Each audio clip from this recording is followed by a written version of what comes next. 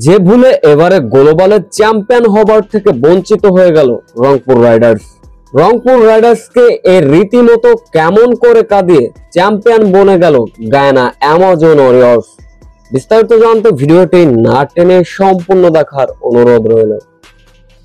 Global super লিগের final, যেখানে মুখোমুখি বাংলাদেশের রংপুর রাইডার্স এবং ওয়েস্ট ইন্ডিজের গায়ানা অ্যামাজন ওয়ারিয়র।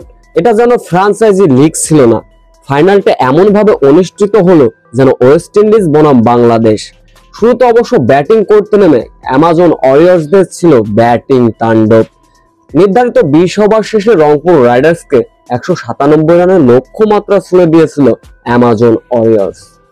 এত বড় লক্ষ্য তাড়া করতে নেমে শুরুতে অবশ্য বাংলাদেশের ব্যাটাররা তেমন সুবিধা করতে পারলেন না। ব্যক্তিগত 13 রানে সাজ গড়ে ফিরলেন ব্যর্থ হওয়া বারবার সৌম্য সরকার। ইব্রাহিম জাদরানও ফিরলেন ব্যক্তিগত 5 রানে।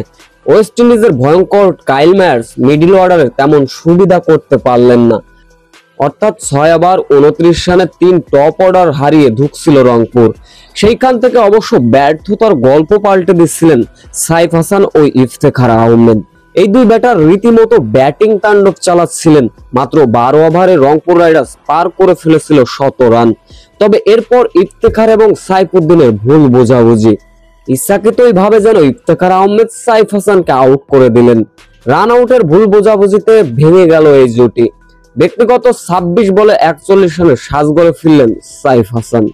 মূলত এরপর একটা ব্যালেন্স টিম যেখানে রান পাচ্ছিল, সেখানে এক ইফতেখারের ভুল ডিসিশনে অধপতন ধস নেমে যায় রংপুর রাইডার্সের। এরপর ইফতেখার আহমেদ, নুরুল হাসান সোহানরা 126 রানে 7 উইকেট হারিয়ে ক্রমশ হারের পথে ছিল রংপুর রাইডার্স।